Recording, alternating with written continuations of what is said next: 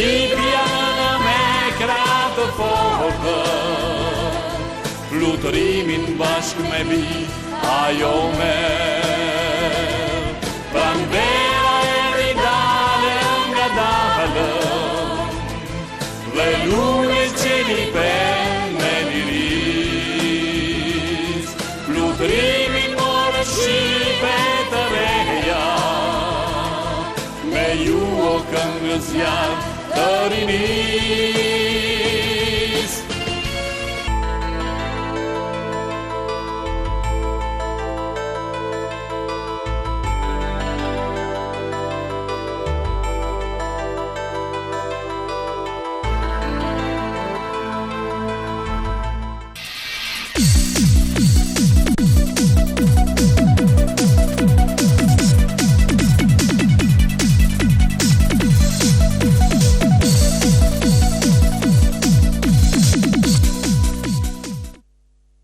Mirëmëngjesi të gjithëve, mirëmëngjesi të dashur miq, të cilët na ndiqni nëpërmjet valve të televizionit Apollon. Mirë se keni ardhur edhe për ditën e sotme për të qëndruar së bashku me ne në transmetimin e drejt për drejt e emisionit tonë të mëngjesit fundjavë në Apollon, ku edhe për ditën e sotme do të jemi së bashku me ju për të argëtuar, për të munduar për të kaluar një mëngjes të këndshëm në shoqërinë tonë, në shoqërinë e rubrikave të cilat ju do të keni mundësinë për të ndjekur edhe gjatë programit të sotëm. Do të kemi një paratë të këngëve mjaft të bukura të cilat unë juftoj për të ndjekur nëpërmjet videoklipeve. Kemi përzgjedhur si këngë shqiptare ashtu edhe këngë të huaja, këngë të rrymave të ndryshme muzikore, për të qenë sa më afër shijeve dhe preferencave tuaja, për t'ju krijuar juve një atmosferë të këndshme të gjithë shikuesve të cilët na ndjekin dhe që qëndrojnë pranë ekranit të televizionit tonë. Do të kemi sigurisht edhe të ftuarit tek këtij emisioni. Nuk do të kemi një, por dy ditën e sotme.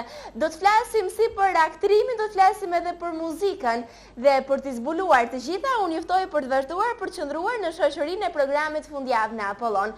Ndërkaq do të bëhemi menjëherë gati për të transmetuar këngën e parë që kemi vendosur për t'ju përshëndetur të gjithë ju të cilët jeni duke na ndjekur dhe keni vendosur për të qëndruar në shoqërinë tonë. Rikthehemi pas pak në studio. U rikthyem sërish në studion e këtij emisioni, transmetuam këngën më të fundit të realizuar nga këngëtarja Elvana Gjata dhe Aketi Zemër, ndërkohë vazhdojmë që të jemi së bashku me ju në transmetimin e drejt për drejt të emisionit fundjavë në Apollon. Dihet që tashmë jemi në sezonin veror, është sezoni madje më i shumë pritur nga të gjithë njerëzit, jo vetëm për faktin se ka më shumë ditë pushimi, kemi më shumë mënyra edhe për t'u argëtuar. Kështu që edhe çdo qytet, sidomos qytetet bregdetare, i ftojnë dhe i mirpresin pushuesit e tyre duke bërë çmos që t'i argëtojnë ata dhe sigurisht të gjenë edhe argëtime duke dhënë mesazhe shumë të vlefshme. Sigurisht një pjesë shumë e rëndësishme e kulturës sonë është edhe teatri. Ka një javë që në qytetin e Vlorës transmetohet edhe monodrama Kënga e Mjelmës, është një monodram e realizuar nga regjizori Jorgaj Shtushe dhe sigurisht i ka ftuar të gjithë qytetarët jo vetëm të Vlorës, por edhe të gjithë ata të cilët janë pushues dhe kanë dëshirë për t'u argëtuar dhe për të kaluar pushime të bukura dhe në mënyrë të kulturuar, të shohin shfaqjen e tyre. Ne do të transmetojmë në këtë moment disa sekuenca të kësaj shfaqjeje dhe më pas do rikthehemi në studio sepse kemi edhe të ftuarin për të bashkëbiseduar në rubrikën tonë personazh. Transmetojmë pamje të rikthehemi pas pak. Do që më dridhen këta vishtit. Kam për të thënë diçka mbi ata tela që dridhen. Na sill kitara.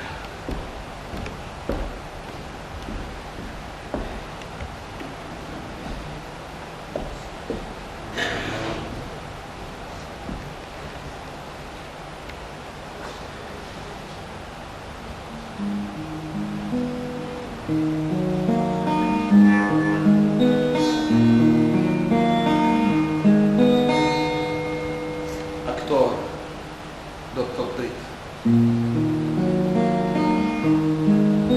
Brel, Ildrim, dhe Maras, Qerti e im.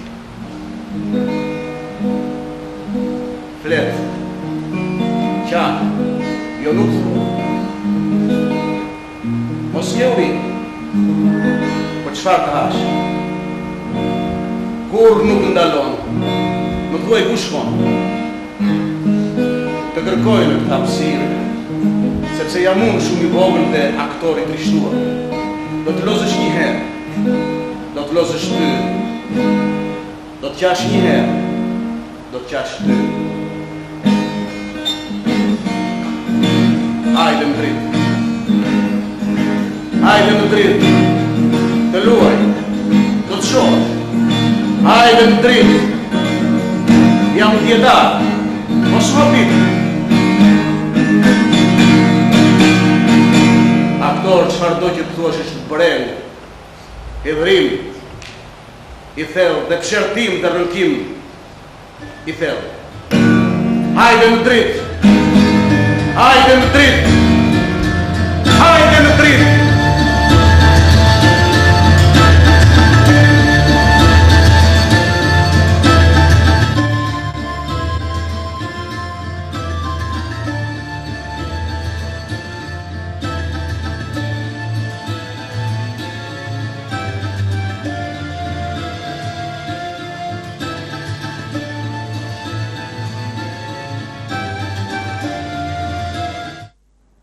Jemi rikthyer sërish në studion e këtij emisioni, pasi ndoqëm këto sekuenca pikërisht nga monodrama Kënga e Mjelmës, dhe jo pa qëllimi transmetuam, sepse sot kemi nderin dhe kënaqësinë që të kemi të ftuar në studio aktorin Ilirian Ali. Mirëmëngjesi, unë i falenderoj nga zemra që jeni sot në studion e këtij emisioni dhe që besoj të ta krijoni edhe një mëngjes të këndshëm për të gjithë ata të cilët kanë vendosur për të qëndruar në shoqërinë e këtij emisioni. Mirëmëngjes, edhe në fakt është kënaqësi edhe për mua, ju falenderoj që më keni ftuar në studio.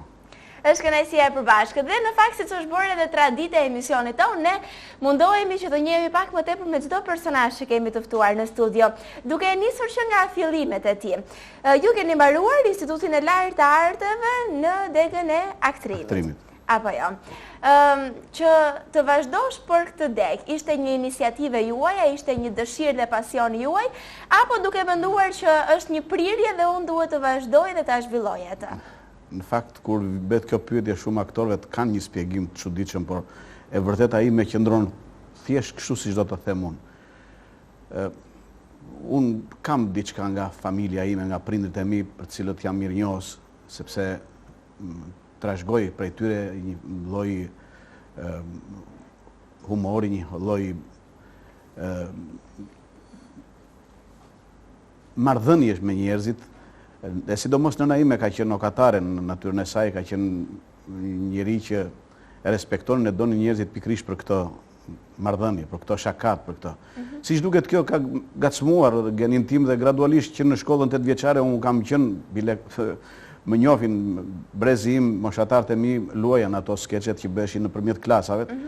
Dhe kjo vazhdoi pastaj në shkollën e mesme që kam vazhduar në Tiranë, ku kam patur fatin të merrja pjesë në çdo aktivitet që zhvilloheshin midis shkollave të mesme të qytetit të Tiranës, dhe kam luajtur me regjisorë si Kadri Roshin, me Mario Ashikun, me Tef Palin, me Verdit Taken, me Sheri Mitën, të gjithë njerëz të nderuar, si duket fati më pas kanë ndjekur kështu.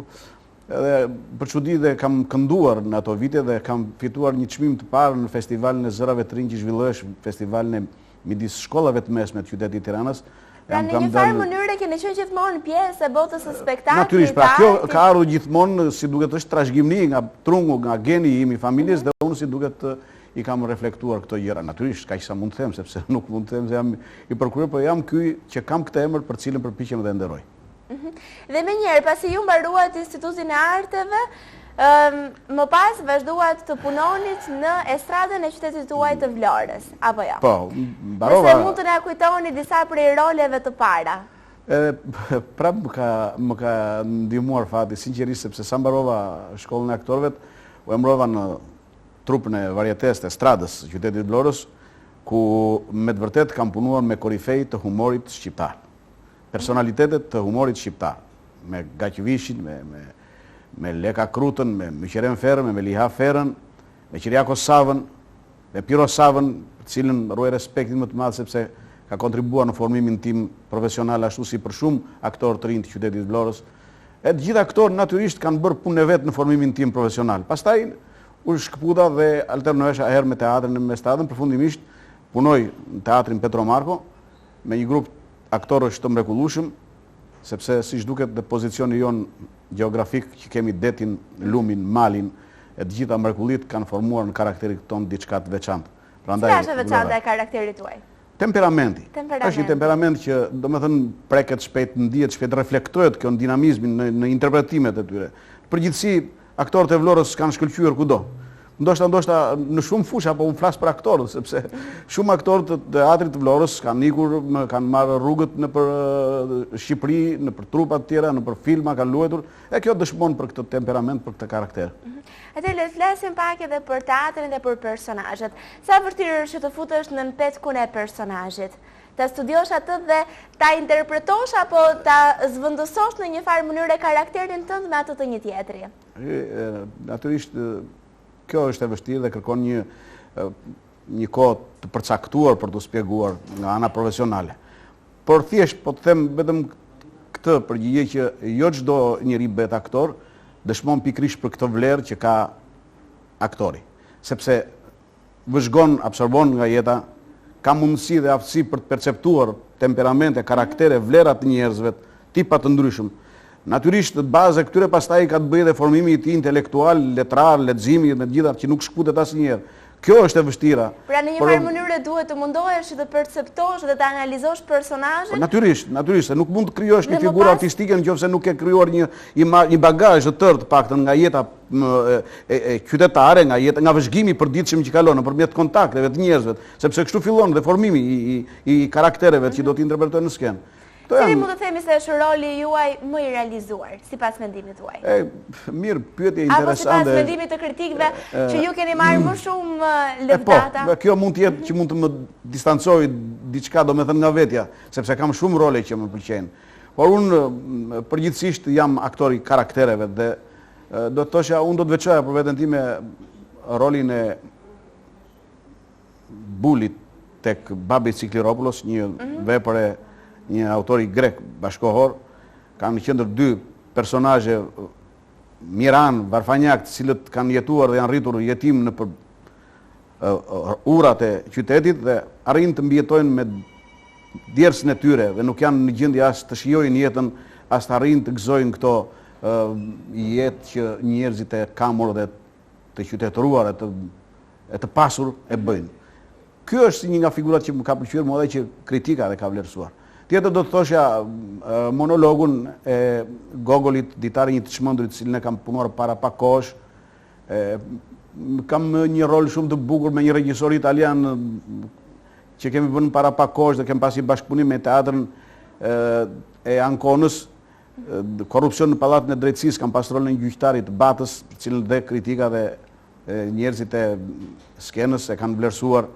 Edhe së fundi do thosha Krushit nga Vlora, një komedi brillante që e vuri Jorga Itushja të Papa Thanasiut dhe Arepas, dy autor grek që janë dhe aktor njëkohësisht, ne kemi vënë në teatrin e Vlorës dhe e kemi shfaqur me sukses, gati 17 net të rresht dhe u kurorzuam me një çmim vlerësues në festivalin e Suharekës në Tiranë që u zhvillua vitin e si vjet në shkurt në Kosovë. Pra gjitha këto janë vlerat cilat unë dua t'i evidentoj. Kanë edhe të tjera, por me që jemi në kohën e kufizore jam i detyruar të jem çik lakonik në përgjigje. Tama ato më kryesorët, edhe në fakt duke pasur parasysh ju jeni edhe aktori i karaktereve, është më mirë apo ndjeni më mirë të luani në një komedi apo dram?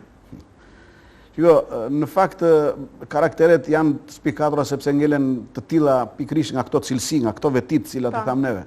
Është njësoj si për të bërë i keq, në fakt po të dalësh për jashtë të shash një njeri ose të marrësh një gur, të thyesh një xham, njerëzit thonë çfarë maskaraj, sa i poshtë e theu xhamin.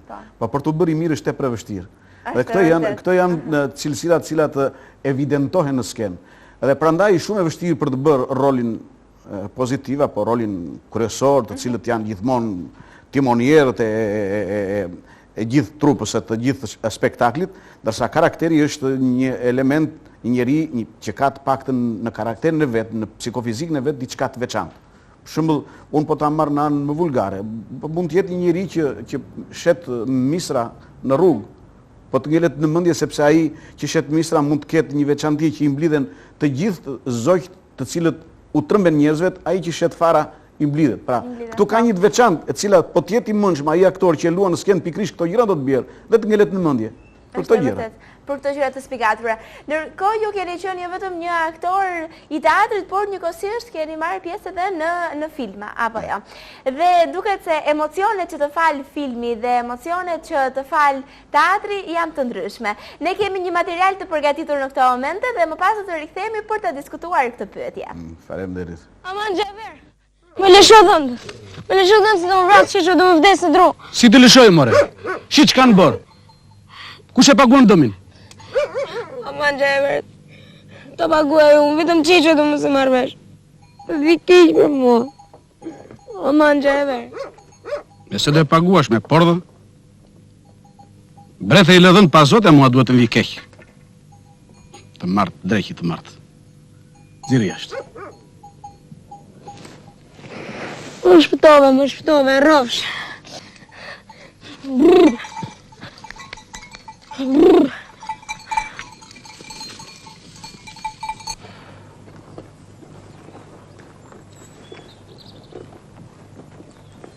Hajde, Abbas, hajde. Javer, çumë bryse. Mirë, more, mirë. Të mundova kot deri këtu për gjë. Dize, kanë bërë dëm të madh. Po fëmija dërzi s'mund ta bëjnë punën si na. I kishin ikur 3 kokë e ishin futur brenda. Hiç gjë thuaj. Të shoh dëmin. Po hiç gjë të thash. Të mundova kot, u nxitova. Ashtu qoftë. Nese, faleminderit. Natë në mirë. Natë në mirë.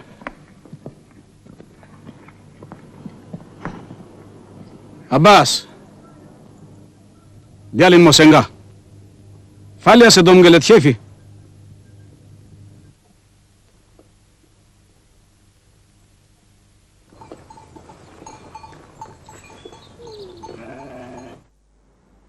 Jemi rikthyer sërish në studio, kemi transmetuar një pjesë të filmit Gjoleka, Djali Abbasi. Biri Abbasit, apo jo.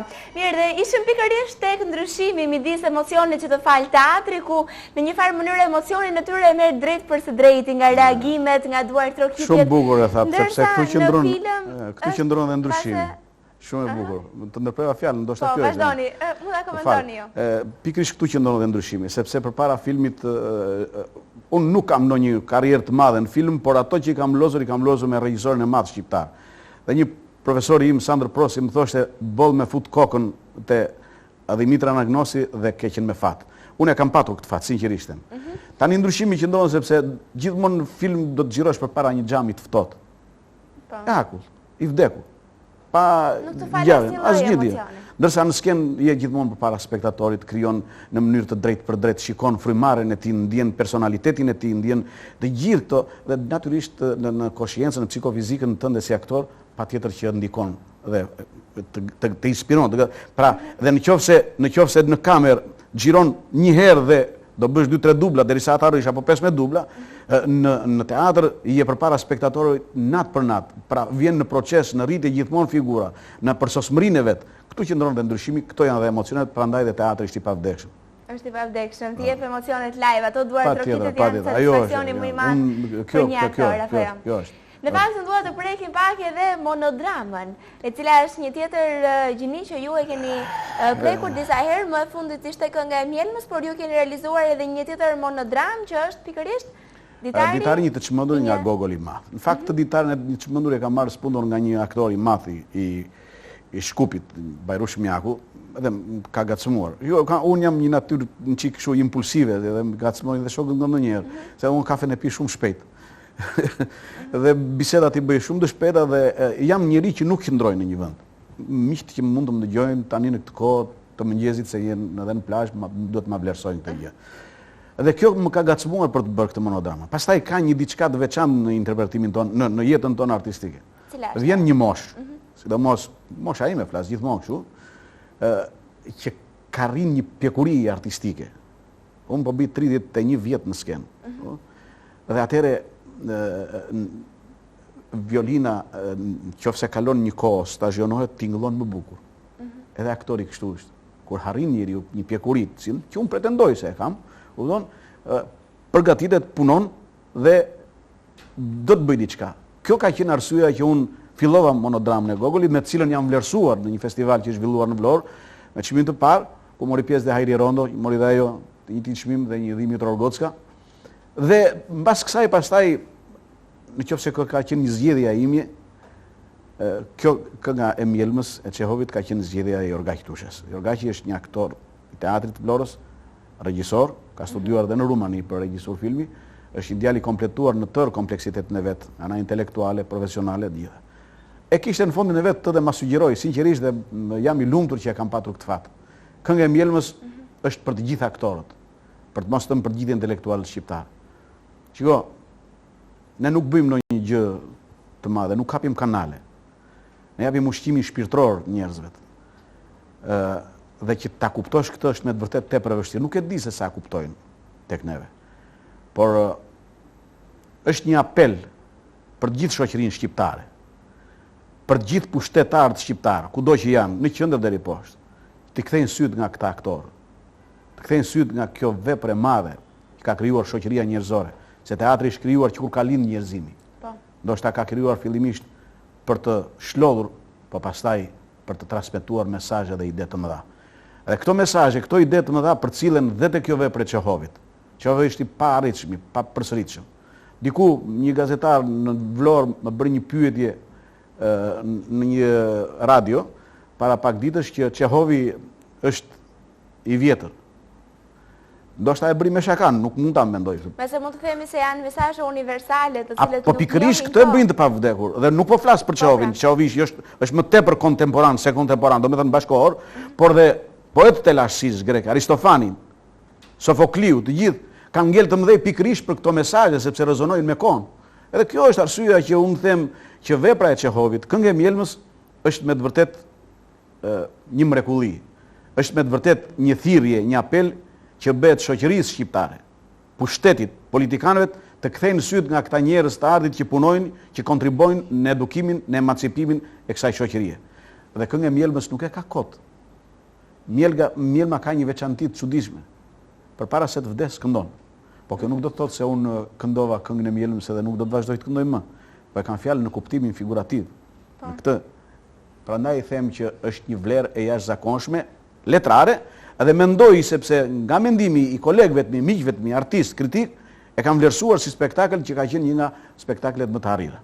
Mirë, në fakt ju më treguat që ka rreth një javë që kjo shfaqje po transmetohet dhe unë dua të di më tepër interesin e publikut shqiptar. Dua të di se sa vlerësohet teatri nga ne shqiptarët. A kemi ne kulturën e duhur për të ardhur dhe për të parë një shfaqje të bukur teatrale dhe për të marrë mesazhin që ajo të përcjell? Në fakt, kjo si shfaqje është dhënë, premiera është dhënë ditën e shtunë të kaluar, po më të nesme ndodhi që ishte zi kombëtare dhe ne nuk e shfaqim, dhe mbrëmë shfaqur për herë të dytë dhe do të vazhdoj të shfaqet të shtunën edhe të dielën, pra sonte dhe nesër.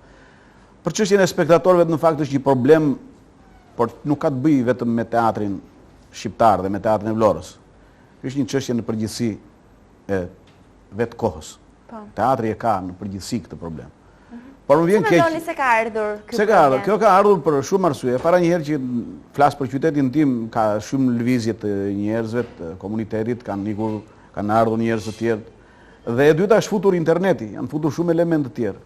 Po unë nuk e konceptoj se pak do evidentojshin edhe këto vlera të këtyre të rinjve të cilët lidhen dhe punojnë me internetin, do kishte ndodhur një eksepsion diku tek një personazh, tek një njerëz. Sepse neve në moshën tonë, në rinin tonë, teatrin e vlerësonim si gjë më të shenjtë. Nëse do të kishim një shoqje apo grup shoqërish, në gjën e parë do shkonim, miqtë e mi, moshatarët e mi do ta vlerësojnë këtë, do ta kujtojnë. Gjën e parë do shkonim me shoqjen tonë, me shokët e klasës, ose në kinema ose në teatr. Nuk e di ku shkojnë këta njerëz, dhe sepse që të arrish të marrësh mesazhe, të lexosh një vepër letrare, jo s'është problemi, kjo është një gjë kështu, domethënë mund ta marrësh për snobizëm, po flas për të lexuar një vepër letrare në një kohë të shkurtër, një orë, të mishëruar në personazhe artistik në qenie të gjalla, po kjo është një komoditet për brezin tuaj të rit, nuk e di se si mund të perceptohet. Megjithatë, pavarësisht kësaj do të vi sërish koha që sërish njerëzit do të jenë shumë të fokusuar pas teatrit, do të rikthehen edhe një herë. Do të lodhen nga interneti, do të lodhen nga Facebooku, do të lodhen nga marrëdhëniet virtuale që kanë krijuar tani bota emancipuar e shoqëruar se shekulli kibernetikës, por që do të vinë një ditë sepse realisht janë të pavdekshme, kështu që pa diskutim dhe tani në këto kushte prapë më bëri përshtypje se mbrëm ishin vetëm të rinj kanë qenë në sallë. Ata që ishin të rinj dhe më çuditi. Bile kishin dhe ata mendime, folën, diskutuan më mbrapa sepse u bë një mikrobised aty në hollën e teatrit mbas shfaqjes. Këto janë gjëra kalimtare. Janë gjëra kalimtare dhe sigurisht vlerat e vërtetë do të mbeten gjithmonë dhe do të shihen sigurisht nga ata të cilët dinë të vlerësojnë. Ne për kënaqësinë tuaj veçanërisht dhe për të gjithë ata të cilët na ndjekin do t'i përshëndesim me një këngë. Kemi zgjedhur një këngë të një këngëtare je Vlonjate. Meqense dhe ju jeni nga Vlora. E dinim që ishte këngëtarja juaj e preferuar. Bëhet fjalë për Mariola Kaçani, përshëndesim edhe të gjithë Vlonjatës sepse janë gjithmonë shikues shumë të rregullt të valëve të televizionit apo. Unë i përshëndes dhe i ftoj që të na ndjekin në teatrin e Vlorës. Patjetër që po transmetojmë këngën, rikthehemi pas pak. E di shpirtu. Je njëri shumë i ndrojtur. Ti i shikon femrat si shikon njerëzit shën në rinë. Mua këto lloj meshkujsh më pëlqejnë shumë. Je mërzitur? Ba. Jo. Ndoshta ndej diçka brenda meje. Ndoshta nga që ersohet shpejt. Ersohet shpejt? Po, ju detyron gjë? Asgjë. Jo të paguaj. Paguajmë çara për ty. Kësaj radhe ta bën ai dhora. Paguajmë çara? Po. Dëgjoj. Do të vi të shtunën tjetër për muhabet, të gatuajmë ndonjë gjë. Kësaj radhe e ke dhoro prej meje. Në rregull. Në rregull. Në rregull. Pra, që ti të bësh pak dashuri, do që të dashurohesh. Pra do ta lëm të shtunën tjetër, unë do të marr me vete ëmbëlsira, do të gatuajmë, do të flasim ndonjë gjë. Mirupafshim të shtunën tjetër, Buli. Mirupafshim. Magdalena.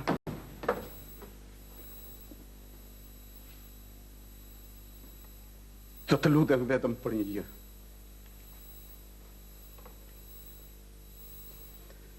Mos i thuaj Miçarës. Mos i thuaj asgjë. Mos i thuaj që nuk mund atë. Do të mërzitet.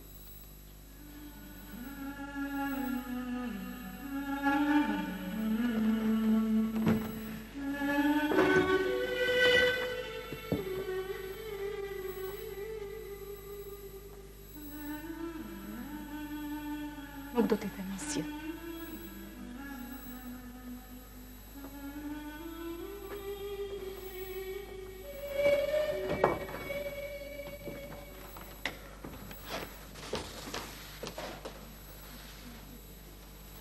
Mirupafshim të shtunën tjetër, Buli.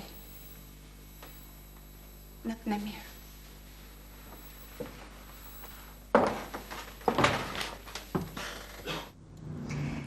Ndoshëm një tjetër sekuencë nga një tjetër roli juaj. Ndërkohë jemi rikthyer dhe meqense jemi në fund të minutave të bisedës me ju, duam që të flasim pak për familjen. Ju keni dy vajza? Po, kam dy vajza. Sa e kanë trashëguar ato talentin dhe pasionin e babait të tyre? A merrin ato dhe janë të pasionuara pas artit? Faleminderit njerëz që më pyete për familjen sepse ne kam gjën më të shtrenjtë. Edhe më të shenjtë. Ada është çupa e madhe, më ka bërë një mbes të vogël, Raisën. A jeni dhe gjysh? 3 vjeçe. Dhe Sidi ishte vogla, dhe familja gruaja, për cilët jam i lumtur për këtë që kam. E madhe jam ka mbaruar ekonomi biznes. Dhe është në punë në Tiranë me familjen, ndërsa e vogla si vjet ka mbaruar Akademinë e Arte për Vjorë. Ishte vërteta kjo ka diçka, për të mos thënë që shumë e talentuar, por nuk ja kam ushqyer këtë. Pse nuk e keni ushqyer? Duke pasur parasysh vështirësitë. Pikërisht këtë gjë, sepse unë kam vuajtur si çdo aktor tjetër që vjen dhe flet në studio. Nuk është kaq e thjeshtë. Ti je aktor. Kur them unë që jam mashkull, ç'mund të mendosh për një femër? Jo që koha sot ka ardhur e ndryshme dhe është futur tregu në mes, është futur biznesi, nuk ka më moral në shoqëri. Është bërë shoqëria hapur dhe tepër e vështirë për një femër për të përballuar jetën. Po të mendosh që të mishërosh në vetvete shpirtin e një artisti, Do me thënë të sakrifikosh shumë nga jeta. Unë më kujtove diçka, ne në jetën tonë profesionale kemi shkuar më tepër me njëri tjetrin, sesa me familjen. Dhe familja ime ka përballuar shumë gjëra. Për të mos thënë që e kam bashkulltare të gjitha sukseseve dhe dështimeve të mia.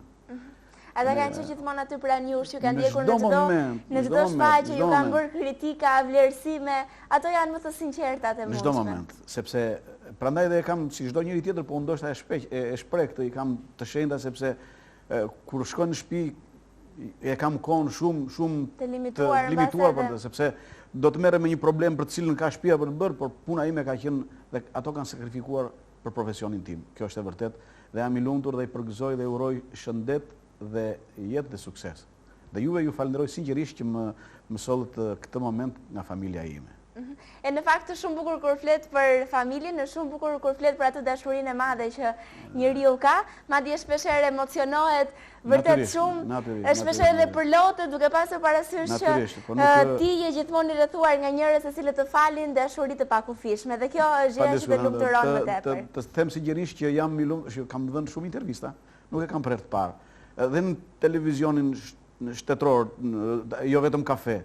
Mi po kanë qenë dhe ato bisedat dhe pyetjet e tyre kanë qenë shumë strikte dhe nuk patë mundësi për të folur, për të zgjeruar, qoftë për familje, po qoftë për kolegët. Për shembull, unë në teatr nuk jam vetëm, kam një grup miqsh dhe shokësh, bashkëpunëtor të mirë, të cilët i falenderoj dhe respektoj. Unë nuk mund të flas për sukses të monodramës, për shembull të Çehovit pa patur për krajën e regjisorit Orgajtushe, pa patur bashkëpunëtorët e tjerë që nga muzika, që nga duhet falenderuar edhe kryetarin e bashkisë, i cili sinqerisht ka një vëmendje të veçantë për teatrin.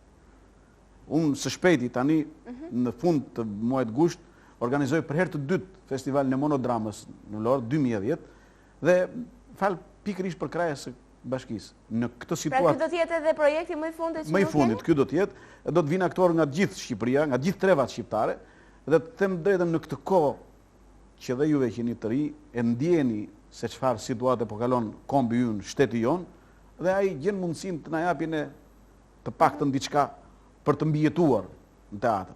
Dhe kjo është mundësia që ne paktën e bëm vitin e kaluar festivalin e monodramës, do ta bëjmë dhe si vjet fal kësaj për kraj, fal kësaj mbështetje. Dhe fal këtij bashkëpunimi. Dhe në fakt midis aktorëve ka më tepër konkurrencë apo bashkëpunim? Janë të gjitha bashkë pastaj. Të gjitha bashkë, sepse vetëm duke pasur të gjitha mund tek aktorët, shiko, ka shumë etik kur flasin njerëzit, po shpirti i tyre është shumë. Unë flas për veten time siç e ndjej unë, nuk mund të ketë aktor pa ambicie. Problemi është që ambicia të jetë gjithmonë pozitive, sepse ta urresh tjetrin, sepse është krijimtaria, kultivohet në shpirtin, në ndërdjegjen, në konsciencën e aktorit, kultivohet gjithmonë ambicia për të ecur përpara.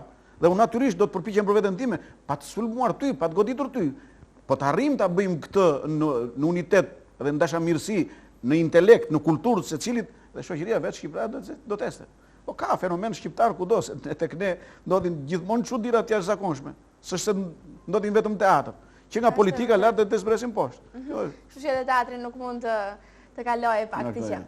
Këtu ka ardhur fundi bisedës tonë. Unë dua t'ju falenderoj vërtet që ishit i pranishëm në studion e këtij emisioni, ashtu si aktorë edhe ne, por besoj se edhe të gjithë shikuesve të cilët na ndoqët na përcollët shumë emocione me rrëfimin tuaj. Ju uroj vërtet lumturi dhe sa më tepër suksese në punën tuaj. Sinqerisht ju falenderoj dhe unë që më bët të mundur të shpreh këto mendime që fola tani pak më parë dhe ju respektoj për punën tuaj, për profesionalizmin tuaj, dhe që është e vërteta, unë e vlerësoj televizionin tuaj.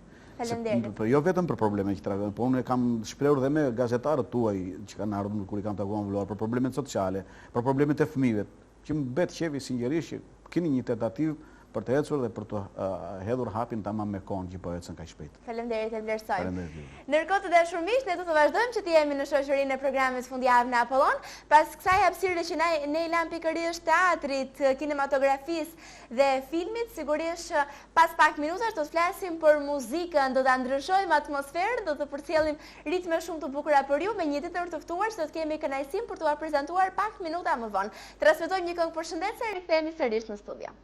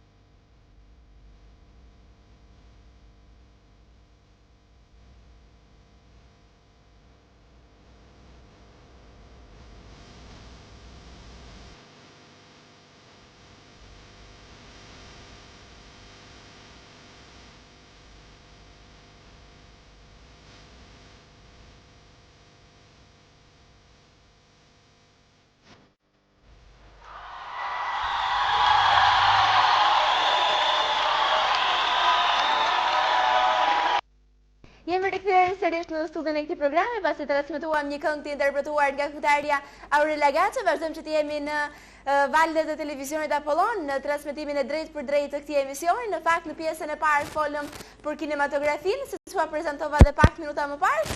Një pjesë e rëndësishme e zë pikërisht edhe muzika. Jemi në një ditë pushimi, jemi në një ditë të shtune, sigurisht edhe sezoni veror mund të themi se është sezoni i dasmave, kudo dëgjoj muzikën e bukur popullore. Unë juftoj në këtë moment që të transmetojmë një këngë në këtë moment për të përshëndetur të gjithë ju të cilët jeni duke na ndjekur dhe pse jo për të prezantuar edhe me të ftuarin që pas pak do të nisim bisedën. Qëndroni së bashku me ne ndërkohë shijoni këngën.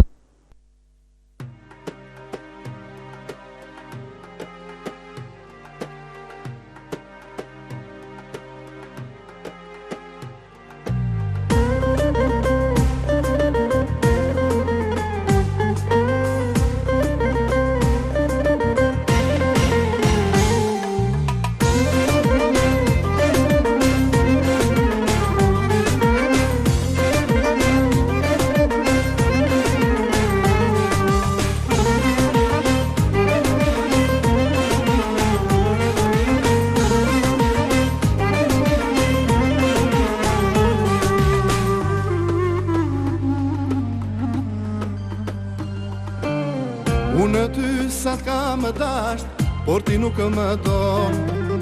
Unë ty sa t'ka më dasht, por ti nuk më don. Zemrën mua më ke marrë dhe mua më mundon.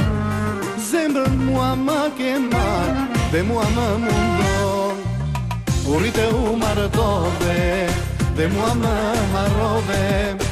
Zemrën ma coftove dhe mua më shkatërove.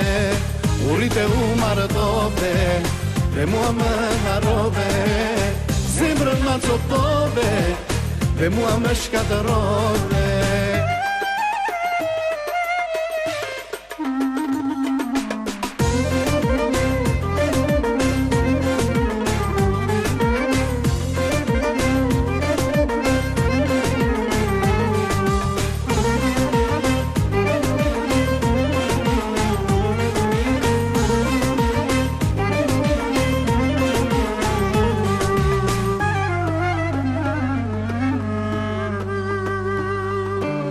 Kaluan në viteve së pash dhe të prap të mendoj. Kaluan në viteve së pash dhe të prap të mendoj.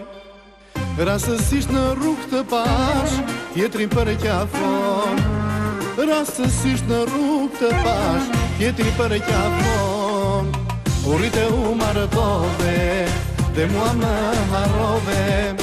Zemrën ma coftove dhe mua më shkatërove. Urrite u marrëdove dhe mua më harrove. Zemrën ma coftove dhe mua më shkatërove.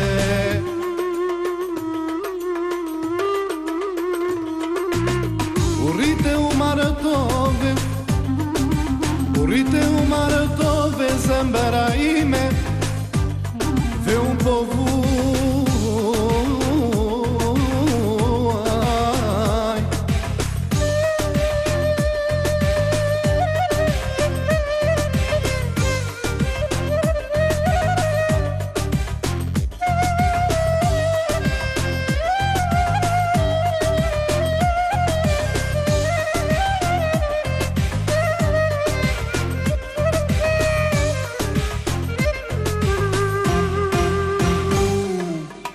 Urrite u marrëdove dhe mua më harrove.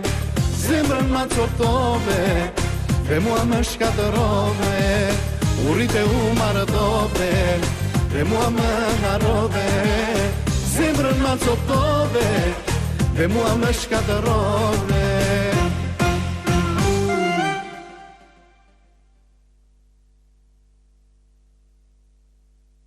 Jemi rikthyer sërish në studio dhe në fakt ju pa qëllim ne transmetuam këtë këngë sepse sot kemi kënaqësinë që të kemi të ftuar në emisionin ton Arjan Korkaj. Faleminderit që pranuat ftesën për të qenë pjesë e këtij emisioni. Mirë se u gjeta një herë para, mirë se gjetëm Thierin. Falenderoj dhe Ketin Zdiskutohet, Pelarin që më solli këtu ke ju. Na bëri njohjen. Është kënaqësia ime që erdhe në Fier, nuk diskutoj që të jap klipin, është e repat, domethënë që dalë në televizor mbas klipit të dytë, që do jepni ju të parët. Klipin e dytë me fjalë. Klipin e dytë do ta transmetojmë pak më vonë. Por në fakt do ta fillojmë bisedën duke folur për pasionin tuaj për muzikën, një pasion i hershëm i fëmijërisë tuaj. Do të trashëguar nga ndonjë pjesëtar tjetër i familjes?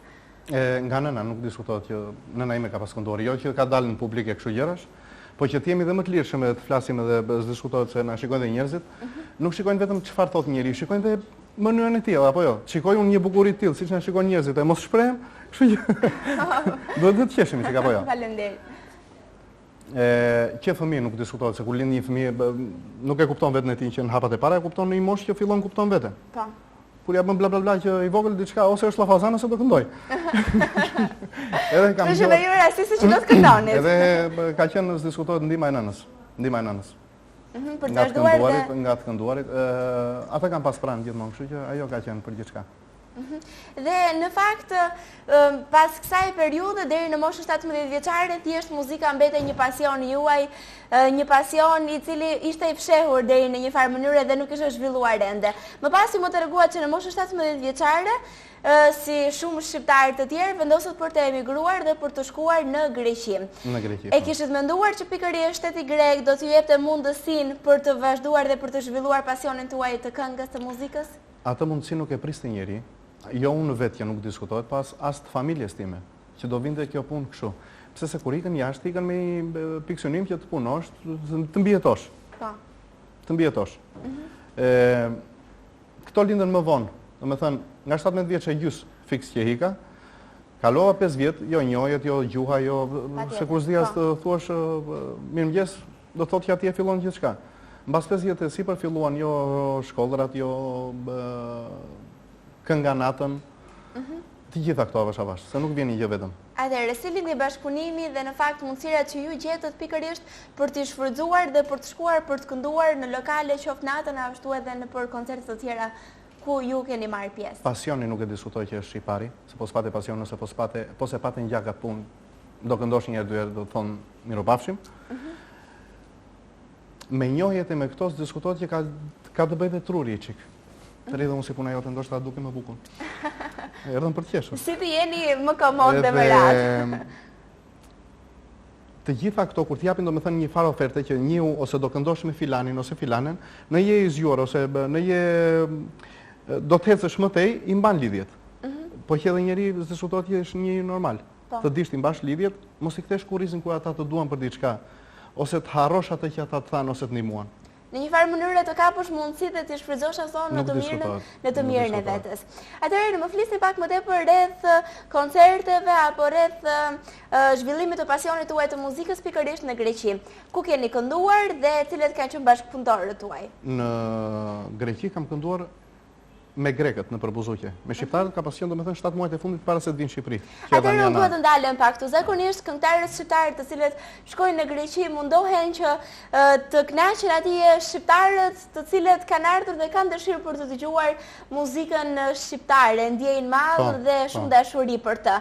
Dhe në fakt të paktën ata shqiptarë të cilët bashkëpunojnë me këngëtarët grek dhe në një farë mënyrë gjejnë veten për të kënaqur edhe grekët. Është pak e vështirë në një farë mënyrë për t'i alternuar dhe për t'i balancuar. Nga që ndolet thumë të me dhe ti ushqim, më ndihmove ti dhe me dhe ti ushqim, nuk ka gjë më të bukur të mësoj atë që nuk e bën dot çdo njeri.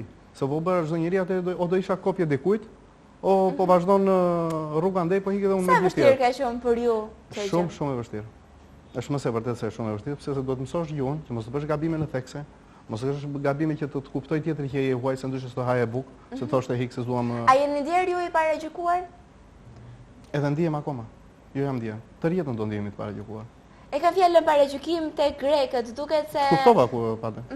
Si nga grekët, si nga njerëzit tanë shqiptarët, si nga të gjithë, edhe ti që je në ekrana akoma dikush të paragjykon, që se di ti ndoshta.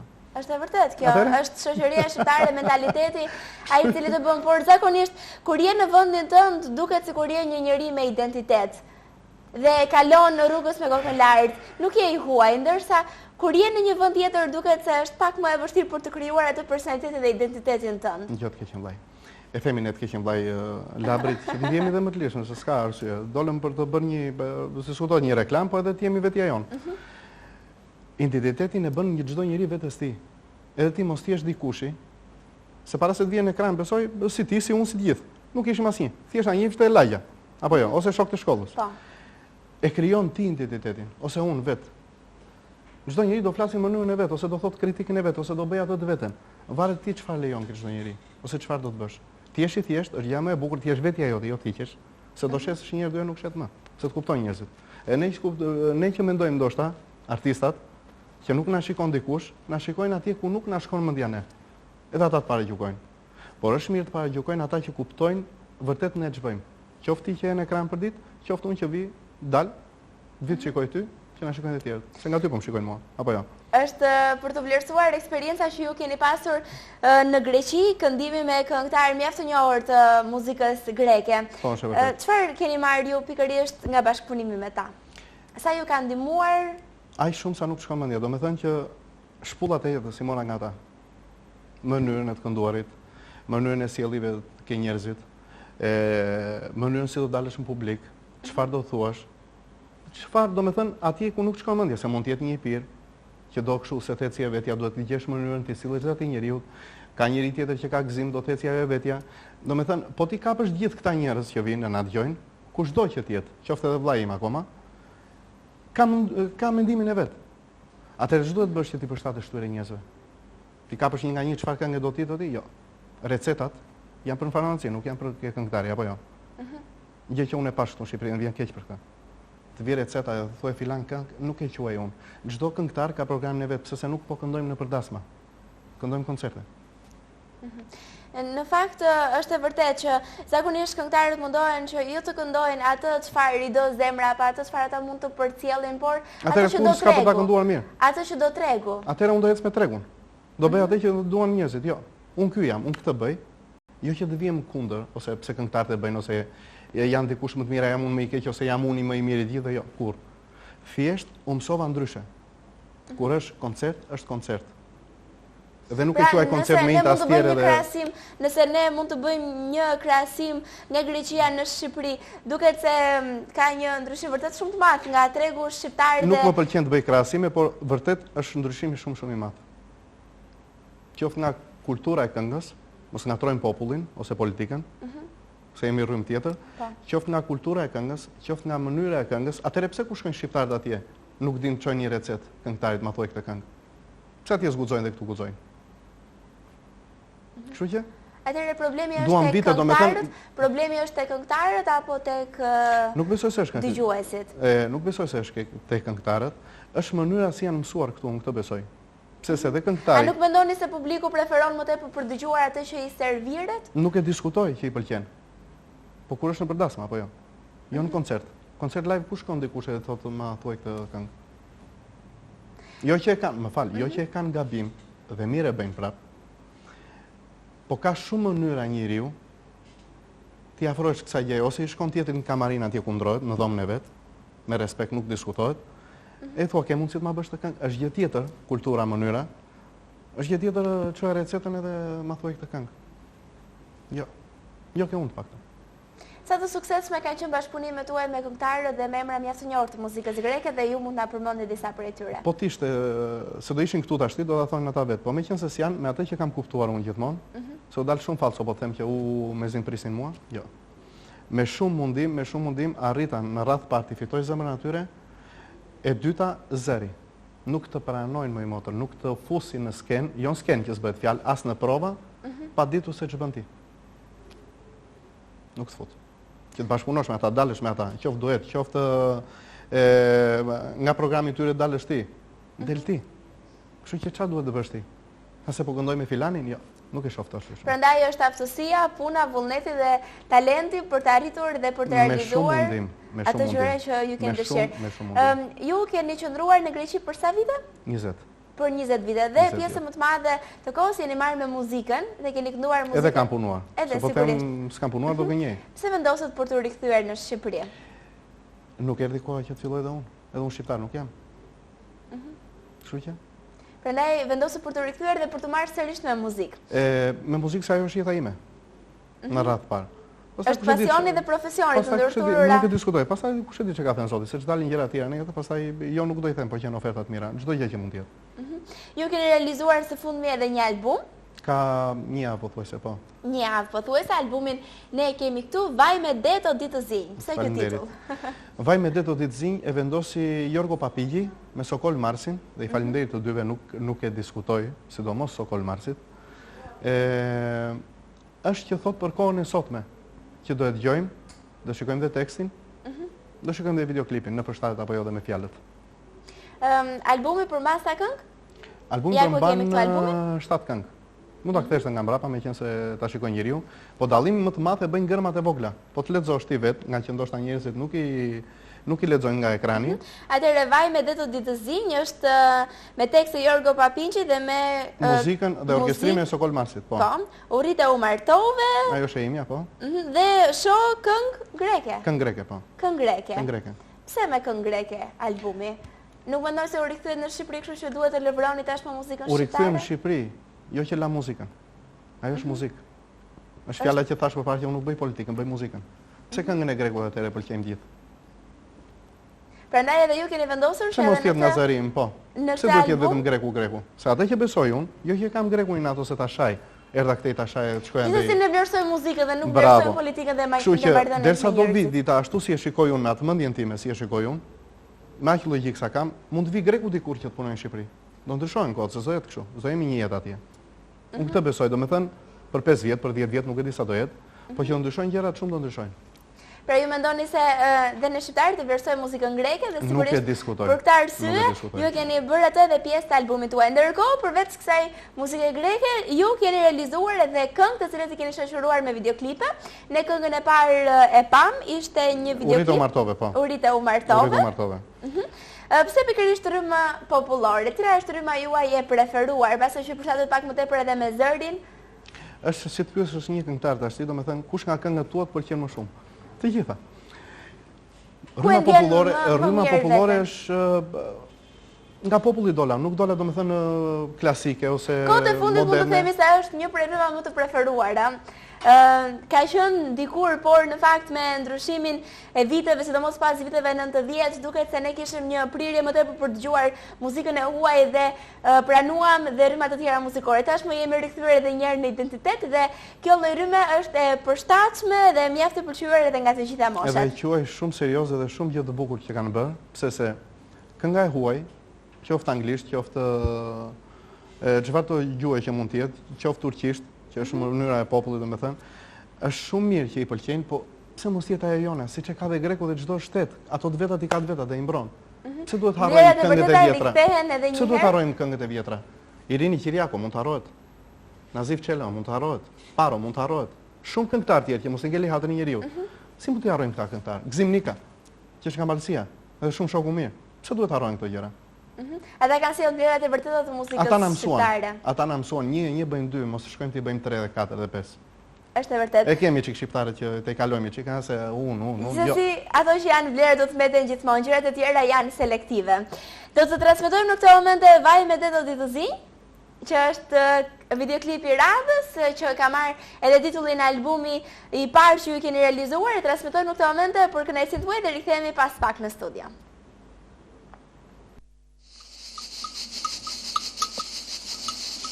Si na theu kjo historia, burrit njerë janë të tia, rapshatin në metropol, si ty sot amor të gjohë.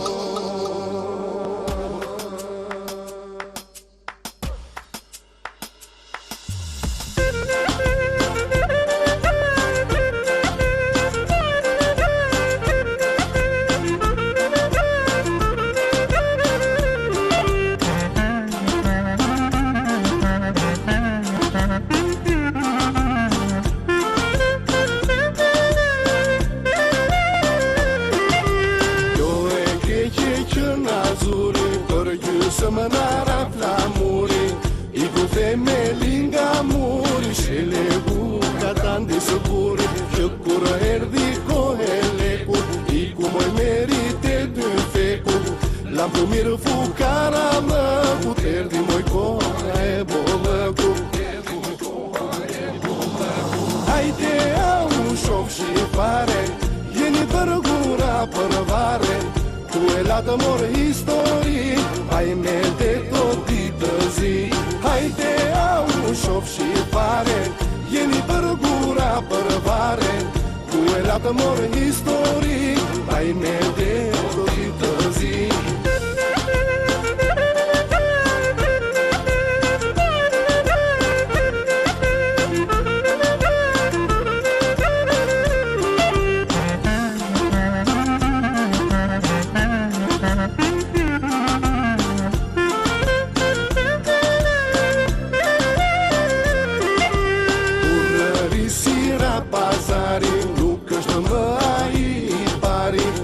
Mustaj që hi e rëndi, por varë se me vata legendi, spini në ju metodi, se na doni qonë të zi, ku e latë morë trimërin, pini të rakin me obi. Hajde au shof shqipare, jeni bërgura për vare, ku e latë morë histori, haj me dhe të ditë zi.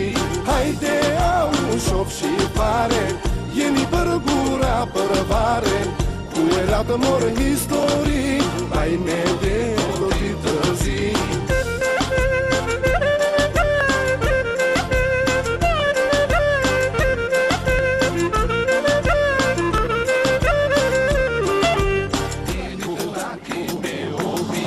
Hajde au shof shqipare, jeni bërgura për vare, ku e latë morë histori, haj me dhe të ditë zi.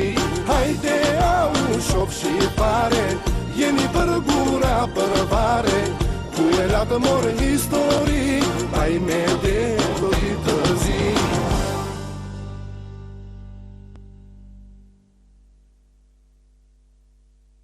Jemi rikthyer sërish në studion e këtij emisioni, transmetuam edhe këngën e radhës. Vaj me det o ditë zinj, po. Vaj me det o ditë zinj. Pse vendosët që të kishit pikërisht të këngë që do ta vendosin si të albumit dhe do ta promovoni në anë të një videoklipi? Jo. Kjo këngë ishte nga që pa tipin tim kur kisha dalë ke Arjan Çani, e kishte parë Jorgo Papinqi me Sokol Marsin. Edhe kur që u bën lidhjet u njohëm njërin tjetrën, më tha Sokoli, të kam gjetë një këngë që të përshtatet. Thash ta dëgjojmë. Sa dëgjova, thash direkt po. Sa dëgjova. Teksti me i fjalë, se muzikën se pa ta dëgjuar akoma. Sa dëgjova tekstin, thash direkt po. Do thuash pse? Shamburrat e sotëm që me vate jo njërin një tjetrën. Nuk është se isha i unë. Unë thjesht i jap mesazhin që njerëzit vetë nuk duan. Qa nga tre se bëhet? Tu delin këngëtarë, thot një këngë, thot njërën, thot tjetrën. E thonë e tha ai. Nuk e thot ai. Mesazhet ose krijimi i këngëve gjithë çka vjen nga vetë populli, nga vetë njerëzit që nuk duan. Me thënë, si mund t'i ki një nga fshati, fshatarë, ta them kështu troç, se fshatarë kanë qenë dhe unë, pse nuk shpova unë veshin? Ose nuk vura varsën. Jo të gjykoj ata pse kanë, mirë bëjnë. Se pa në Evropën një çik përpara me, ndoshta po është muhabeti që duhet t'jesh vetja jote. Besoj një njeri duhet t'jesh vetja jote. Ti, si gocë, të kthej unë kundër pyetje tash. Jo të më futesh vetëm në tin loj, apo jo? Unë jam këtu për të pyetur, nuk jam për të përgjigjur. Jo, do përgjigjesh. Në radhë të parë. Do të pëlqente ty një çun tash të kishte vëthin këtu, vëthin këtu, vëthin këtu. Kjo varet nga preferencat, zakonisht. Varet nga preferencat. S'ma thot para jush, se ma thot më vonë, po hë. Jo. E kam me vërtet. Kjo varet nga preferencat dhe nga dëshirat e gjithsecilit. Sot jetojmë në një demokraci. Bravo. Jemi në një vend ku secili ka të drejtë që të zgjedhë atë që i pëlqen më tepër, dhe ashtu siç thatë edhe ju, çdo njeri mund të paragjykojë të tjerët, por në një farë mënyrë, nëse ne jemi kështu, nuk kemi se të fshihemi që jemi kështu. Nëse ne kemi këto dëshira dhe preferenca, atëherë të tjerët duhet t'i ose mund të na pranojnë ose mund mos ta pranojnë. Ne thjesht mundohemi për të shijuar jetën tonë ashtu siç ne kemi. Edhe unë jap mendimin tim, bëjnë shumë mirë ata që i kanë vënë vathët, nëse e ndjejnë, nëse duken më bukura, nuk e di, që mund të jetë diçka domethënë që më tregon se jam më i bukur, nuk e di. Nëse ndjejnë, bëjnë shumë mirë që e vënë dhe mos ta heqin. Unë thjesht këndoj një këngë. Se ndryshuan vitet, siç ishin kohën e Enver Hoxhës, ta themi ai ka qenë udhëhesi, siç jemi në kohën tashti. Si ndryshuan shumë kaq njerëz. Të Të gjithë nuk e thonë për ditë, të gjithë e thonë për ditë, si ishim, si jemi, si gjithë hallet, gjithë vojtjet, gjithë ato. Thjesht kjo ishte një këngë që përshtatet domethënë koha që hajde u shofshi fare. Jeni ndryshuar komplet. Ku ishte ajo Shqipëri? Se e patë muhabetin, ke këngët shqiptare popullore që janë kthyer në 90 në 2001 the. Janë rikthyer edhe një herë pas. Bravo, kështu që Pra atëherë ju mundoheni që me tekstet tuaja të prekni më tepër realitetin dhe t'i përcjellni mesazhe shoqërisë. nuk do këndoj kur një këngë, siç e kam thënë dhe në emisionet e tjera dhe në intervistat e mia, kur një këngë pse se duhet bëhet hit. Nuk do e bëj kur A nuk unë atë për pretendon vete. këngëtari në fakt që këngët e tij të bëhen hitë të jenë të suksesshme, mbase ky mund të themi se është qëllimi në vetvete. Suksesi për mua të keq vllai është që një këngë të këndohet vite, jo t'ja bëj bam tash të harrohet për 2 vjet. Është një shprehje shumë e bukur që është thotë nuk mbetet ajo që fiton, por fiton ajo që mbetet. Kështu që Dhe nëse ajo do të mbetet, është një si tollombace nga ajri. e fituar. Nga ajri kur e fry me vrrull shpejt që të bëhet e madhe, nuk merrte atë lëngun brenda nga të frymarrjes. Plas. Do shkoj 5 hapa do plasi. Kur e fryn avash avash, do ngelet. Ju jeni rikthyer në Shqipëri pas një eksperiencë të gjatë në Greqi, jeni rikthyer dhe jeni futur tashmë në tregun muzikor. Sa ndjeni konkurrencën? E para nuk e shoh fare konkurrencën. As nuk merrem me atë kush album sheta kush do shesi kur. Bëj punën time. Thjesht mendoni se ka treg për të gjithë? Nuk e diskutoj, ka treg për të gjithë, edhe ai që është për të ngelur ose ajo do ngelet. Si e vlerësoni muzikën shqiptare? Si muzikë Të kësaj shqiptare, kohe? shumë të bukur. Të kësaj kohe. Shumë të bukur. A Thjesht keni- të preken, më fal, të preken dhe ato këngët e vjetra. Të ktheni çik në mënyrë domethënë më moderne, se diskutohet se ndryshoi koha. Po. Mos të prishen. Domethënë të kapësh një këngë dhe mos të prishen. Është ajo që fjala ku themi që shkojnë njerëzit edhe thotë ma thuaj këtë këngë. Nuk i thot një këngëtar çdo lloj këngë. Nuk mund të them unë çdo lloj këngë, se po thash çdo lloj këngë do gënjej veten. Pastaj njerëzit që na shikojnë. Ata njerëz na paguajnë, ata njerëz na ndihmojnë, ata njerëz na ngren. Ata na bëjnë një orë apo jo? Është e vërtetë. Sa do të jemi shok ne ose miqsi, do nxjesh në ekran një herë, dy herë do lodhe tjetrin, do ndryshoj ekran apo jo? Kështu që janë njerëzit që na vlerësojnë. Prandaj dhe kam shkruar këtu mbrapa. Nuk e di ç'kan bërë tjerët. Ju falenderoj të gjithëve nga zemra se jeni ju që na nderoni. Na vlerësoni, më fal. Na vlerësoni. Po s'ken ata njerëz kush është? Do bëjmë unë vet. Atëherë dalun në skenë të këndoj vetëm. Ose të shkojnë banjo, tralala. Siç kanë bërë dikur ku isha fëmijë. Kështu që i falenderoj gjithë njerëzve, nuk e diskutoj nga zemra. Ajo që është për të ngelur do ngeli. Gjukoj njerëzit, mos u mërzit. Ajo që është e bukur dhe me vlera, patjetër që Besoj se po. do të vazhdoj që të mbetet. Besoj se Çfarë do po. të presin tjetër nga ju? Tashmë erdhi realizimi i një albumi, realizimi i 2 videoklipeve. Sa doli ky album? Domethënë ka një javë tash sa u bë, s'maj mend mirë. Që mos të gënjej njerëzit. Nuk del albumi tjetër për 2 muaj, për 3 muaj, për 6 muaj. Jeni duke u munduar dhe Diskutohet se po gjej për të realizuar këngë të reja, këngë të reja, po. pjesëmarrje në ndonjë Këngë të reja nuk koncert të diskutohet, shpejti. koncert do ketë jashtë, po. Po sa për albumin, nuk dua të gjej ato këngët që hajde vrap tash se heci albumi i parë, të nxjerrën në treg dytin. Jo, do i zgjedh këngët. U vonuaj një vit, më mirë të vonohet një vit. Dhe të jetë Se diçka sa e bukur dhe me dua të vlera. ngelin ato që bëj. Nuk dua të bëjnë diçka që e bëri Arian Korka hit. Jo, nuk e vuaj për ata. Dua të bëjnë këngë që tjetrin ta prekin shpirt. Hiti do gjën e vet, për njerëzit që janë makina, edhe unë. Më pëlqen ajo kënga ta dëgjoj që dëgjojnë gjithë, ama kur jam dhe që dua diçka për vete, për shpirtin tim dua ta dëgjoj. Edhe për vete, për shpirtin tim është një baland që besoj preken gjithë. Që ky album besoj se i ka të gjitha, se më pyetoj që parë, pse greqisht? Greku ka ca fjalë, jo që nuk thurim ne, i ka shumë fjalë prekse, sidomos baladat. Ose qoftë Zebekot, ato që e din gjithë njerëzit që jetojnë atje. Këto gjëra duhet i rikthejmë dhe në Shqip, po jo me kopjimin, sa atëherë do jemi një kopje. Ka shumë mënyra të bukura shqiptari, dhe bëj dhe balada të bukura, jo në atë të vjetën që ka qenë, domethënë shkojmë bjerdi bjem. Ka shumë mënyra. Ka shumë mënyra të bëhet një baland shumë e bukur, një tekst i bukur, një muzikë e bukur që t'i ngeli tjetri, domethënë të dëgjoj dhe të prekë shpirtin. Dhe ne jemi shumë të sigurt që duke pasur të pasion shumë të madh për muzikën dhe duke pasur parasysh dhe mesazhet që ju dëshironi që të përcjellni, patjetër që këngët që të realizoni do të jenë me vlera dhe ato do të mbeten ashtu sikurse ne të gjithë shpresojmë dhe ju urojmë. Unë dua t'ju falenderoj që ishit i pranishëm në studion e këtij emisioni, ju uroj shumë suksese dhe mos harroni keni këtu albumin Arlian Korkaj, Vaj me det o ditë zi që tashmë është në tregun muzikor. Ju falenderoj dhe ju falenderoj unë edhe në radhë të parë të gjithë njerëzit që na shikojnë. Morëm mbrapsht themin e pata nuk bëjmë dot gjë. Lere vipat që u bën gjithë vipa në Fonjza. Janë bërë njerëz të njohur se vipa. Bravo, janë njerëzit pra që i bëjnë. Janë njerëzit, jo thjesht një titull me 3 gërma VIP. E çau bë? E vodhëm nga Amerika dhe këtë fjalën VIP. Kush janë është muhabeti? Merr mikrofonin, preki njerëzit. Bëj njerëzit a prandaj vinë të dëgjojnë, që të preken që të thonë vajtëm atje po dëgjova muzikë. Që të emocionojnë, nuk thonë kot që kënga është ushqimi i shpirtit. Nuk diskutohet. Këtu kështu e mendoj për vete. Kështu që të falenderit unë që më ftove. Kënaqësi. E të gjitha nga ata që nuk duken brapa kamerave që punojnë. Edhe njerëzve. Ju falenderit gjithë nga zemra. E se çfarë bëjmë, koha do t'rregoj. Ju do na vlerësoni. Faleminderit. Ndërkohë të dashur miq, unë dua t'i falenderoj edhe ju të cilët qëndruat në shoqërinë tonë. Shpresoj që të keni kaluar një mëngjes të këndshëm në shoqërinë e valëve të televizionit Apollon. Dua t'ju rikujtoj takimin tonë të ardhshëm sërish nesër në mëngjes. Mirupafshim të gjithëve, kalofshi një ditë të bukur.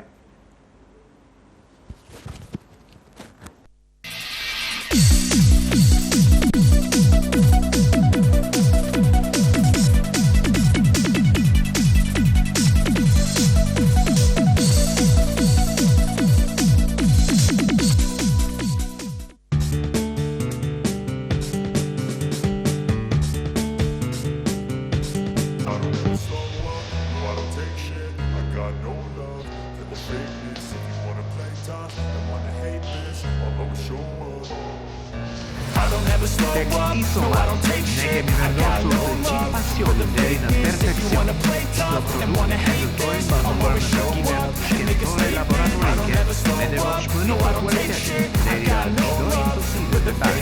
Materiale hidroizoluese për bodrume dhe rezervuar, terasa, puna dhe çapi, aditiv betoni dhe lapshi, kornë dhe stupopaka për terasa, fasada, banja, pishina si dhe zjarrduruese.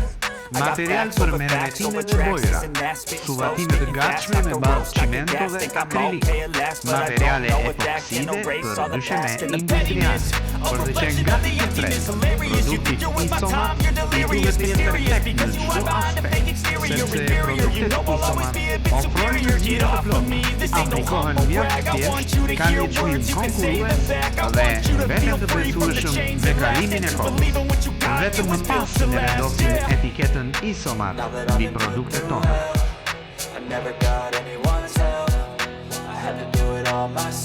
Isomar, ndërtojmë të ardhmen.